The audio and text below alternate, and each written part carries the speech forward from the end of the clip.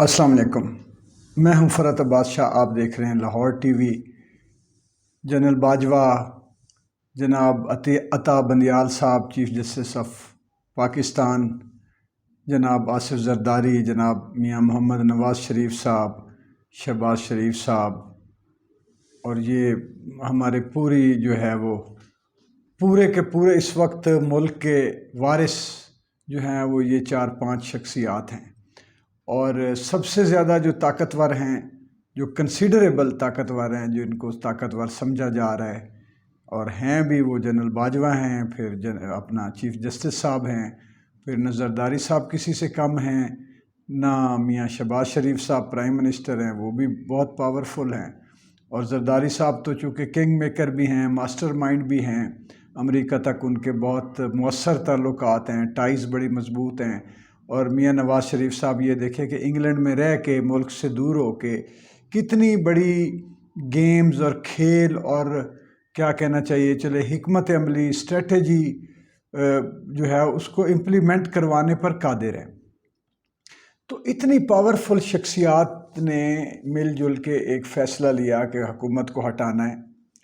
اب نیوٹرل والی بات بھی وہ جو ہے وہ جس طرح آج ناصر حسین شاہ صاحب نے ایک ٹویٹ کیا ہے، جو وزیر بلدیات ہیں سندھ کے، انہوں نے باجوہ صاحب کو بڑا بریوو کا کیا ہے، اور ساتھ میں کہا ہے کہ باجوہ ول سٹے، باجوہ زندہ باد۔ تو وہ نیوٹرل والی تو صورتحال وہ پہلے کبھی کسی نے بیان دیا ہوگا یا ہوگا، وہ نہیں تسلیم نہیں کی گئی۔ تو یہ 5 شخصیات اتنی بڑی، اور جو ڈیسیژن ہوا اس ڈیسیژن کسی کی نیت پہ شک نہیں ہے۔ آپ سب نے پاکستان کی محبت میں اپنا آخری جتنا کوئی دانائی ہوتی ہے، تن من دھن ہوتا ہے، اپنی عزت بھی رزق پہ لگائی، سیاسی کریئر لگایا۔ انہوں نے جسٹس صاحب نے جو ایک ان کو نظر آیا آئین اور قانون کی روشنی میں، انہوں نے فیصلہ کیا اپنے ضمیر کو مد نظر رکھتے ہوئے۔ اسی طرح باجوہ صاحب نے حب الوطنی کا ثبوت دیا، لیکن نتیجہ غلط نکلا۔ نتیجہ ہو سکتا ہے آپ کے نزدیک ابھی بھی آپ نے شاید ملک بچا لیا ہو، پاکستان آپ کے نزدیک آپ نے بڑے مشکل فیصلے کیے ہوں اور ملک کو بڑی یعنی کہ بڑے گڑھے سے گرتے ہوئے ایکسیڈنٹ حادثے سے بچا لی ہو، لیکن عوام نہیں بچی، عام آدمی مارا گیا ہے۔ ہر وقت اب گھر میں ملازم جو ہے ان کی اور صورتحال ہوتی ہے۔ میں ایک چھوٹی سی آپ کو ایک چھوٹی سی کہانی سناتا ہوں۔ کوئی کوریئر سروس والا آیا، جو آتے رہتے ہیں، کبھی کوئی آن لائن کوئی چیز منگوا لی، کسی نے کپڑا منگوا لیا، شرٹ منگوا لی، کوئی برتن، کوئی اس طرح کی چیزیں خواتین یا بچے گھر میں منگاتے رہتے ہیں کوئی نہ کوئی، تاکہ جانا نہ پڑے، ہمیں سفر نہ کرنا پڑے،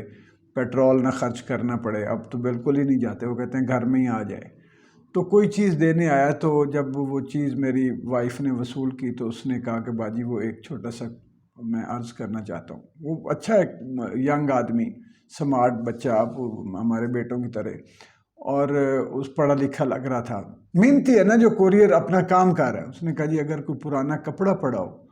تو میری وائف کے لیے آگے عید آ رہی ہے، میں تو لے نہیں سکا، مجھے تو نہیں چاہیے، گزارا ہو جائے گا، لیکن وائف کے لیے کوئی اس کے پاس بالکل کپڑے نہیں۔ بیوی میری پریشان ہو کے بیچاری، اس نے مجھے بتایا، میرے آنسو آ گیا کہ یہ جو کام کرنے والے، اب ہر بندے کی یہی حالت ہے۔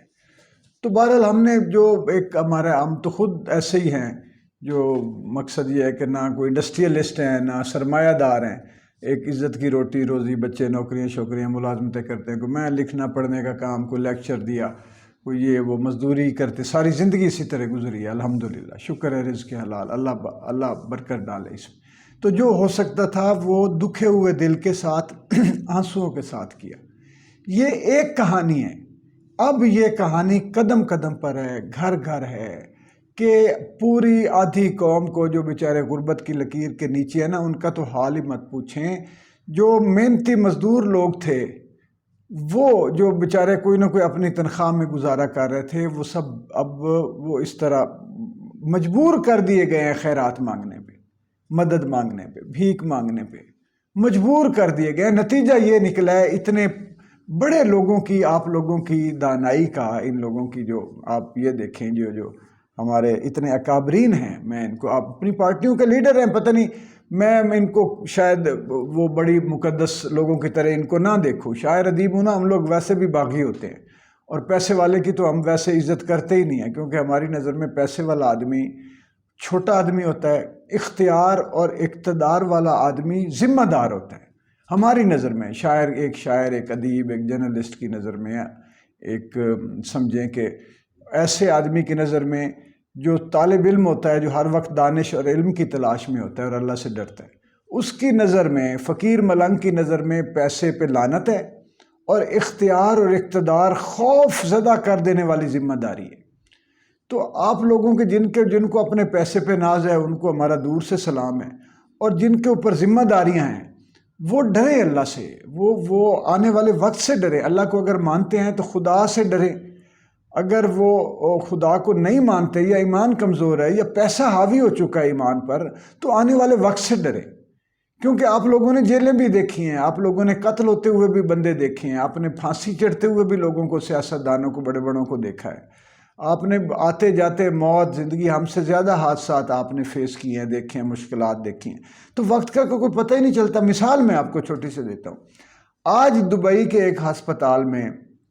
ایک بالکل بے یار و مددگار، جو ایک نرسوں کی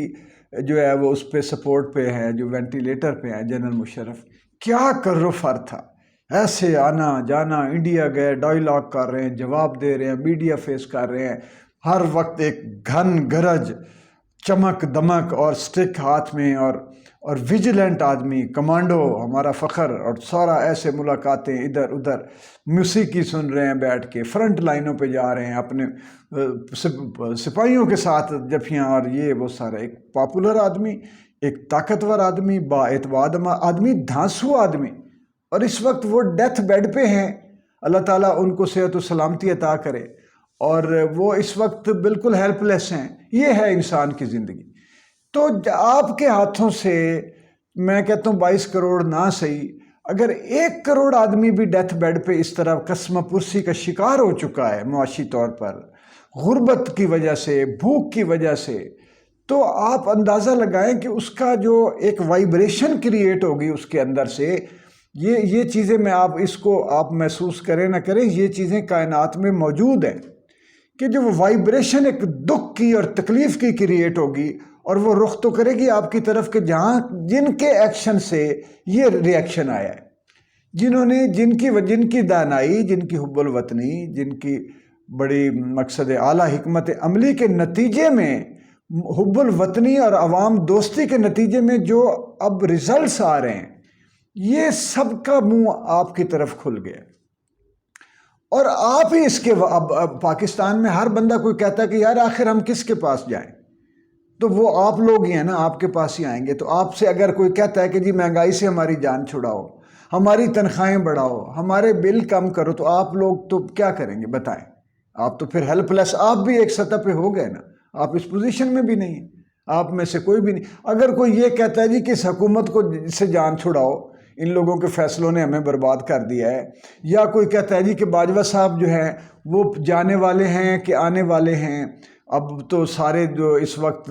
آ رہی ہیں وائبز یہ بھی کہ وہ پوری طور پہ میاں نواز شریف، زرداری صاحب خاص طور پہ، شہباز شریف، یہ سارے چاہتے ہیں کہ باجوہ صاحب رہ جائیں تاکہ ان کو پروٹیکشن ملے، ان کے اقتدار میں اضافہ ہو، اور یہ کیسز ختم کرنے کے بعد اگلا مرحلہ اسرائیل کا۔ اور اب تو مجھے لگتا ہے کہ وہ جو مجاہدین کا فاٹا کا جو وہ ہونے جا رہا ہے سلسلہ، ان کا ایک مطالبہ ہے کہ فاٹا کو، جو کہ KPK میں شامل کر لیا گیا تھا، اس کو دوبارہ سے آزاد جو ہے علاقے کے طور پہ ڈکلیئر کیا جائے، اور وہاں پہ تو وہ پہلے سے وہ کچھ لوگ موجود بھی ہیں جنہوں نے فوج کے ساتھ باقاعدہ ٹکراؤ کیا ہوا ہے۔ تو وہ صورتحال تو اتنی بھیانک ہے۔ اب کیا آپ کرتے ہیں فیصلہ، اور جو ابھی تک جو نظر آ رہا ہے، آپ لوگوں کے سوا ایک عام آدمی کہاں جائے؟ یہ میں آپ کو یہ بات، یہ جو میں نے تصویریں لگائی ہیں آپ کے یہ اس کے تھم نیل پر، اور آپ لوگوں کو جو مخاطب کیا ہے، اور یہ جو میرے دیکھنے والے سننے والے، یہ بھی ہم سب مجبور، غریب، مسکین، پسے ہوئے لوگ ہیں۔ کسی کی دال روٹی چل رہی ہے تو وہ کم ہو گئی ہے، کسی کا اچھا کاروبار تھا اس کو تھریٹ آ گیا، کوئی باہر بیٹھا ہوا تھا پہ دیکھ رہا، ہمارے ایکسپیٹریٹس پاکستانی بہت دیکھتے ہیں میری ویڈیوز، اگر وہ جو باہر بیٹھے ہوتے ہیں ان کو اپنے یہاں خاندانوں کی فکر لگ گئی ہے. تو یہ ہر پاکستانی اس وقت جو ہے وہ تھریٹن فیل کر رہا ہے، کمزور فیل کر رہا ہے، ہیلپ لیس فیل کر رہا ہے. اور دیکھ آپ 5 لوگوں کی طرف رہا ہے کہ ہماری کون سنے گا، اور اس کو آپ سے مایوس بھی ہوتا جا رہا ہے کیونکہ یہ آپ کے ایکشن کی وجہ سے. اب کہاں جائے قوم؟ میں آپ تک قوم کے حالات، ان کی گھبراہٹ، ان کی بے بسی اور مجبوری آپ لوگوں تک پہنچانا چاہتا ہوں. کہاں جائے؟ کس کے پاس کون سا در کھٹکھٹائے؟ کس کو جا کے اپنا دکھ دکھائے؟ کس کو اپنے زخم دکھائے؟ اپنی غربت کا کسے بتائے؟ اور یہ میں آپ جو میرے اس وقت ویڈیو جو دیکھ رہے ہیں، سن رہے ہیں، اس کو شیئر کریں، اس کو لوگوں تک، یہ بڑے لوگوں تک پہنچائیں جو اس وقت جن کے سامنے آہ و بکا ماتم کیا جا سکتا ہے، کہ شاید کوئی اللہ کا خوف ان میں پیدا ہو، اور وہ اور کچھ نہیں تو کم از کم ایک فیئر الیکشن کی طرف چل پڑیں. جو مزید خوفناک حملے ہونے ہیں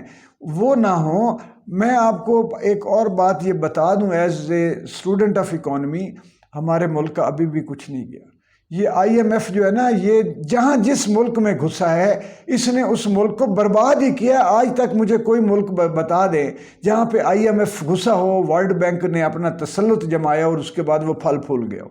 وہی ملک ملائیشیا کی طرح بچا ہے جس نے معافی مانگی ہے ان سے. تو آپ تو اس کے در کے ایسے لگتا ہے کہ غلام ہو گئے ہیں. سارا ہمارا ملک جو ہے کہ وہ سمجھ رہے ہیں کہ آئی ایم ایف کرے گا تو یہ ہوگا، آئی ایم ایف کرے گا تو وہ ہوگا.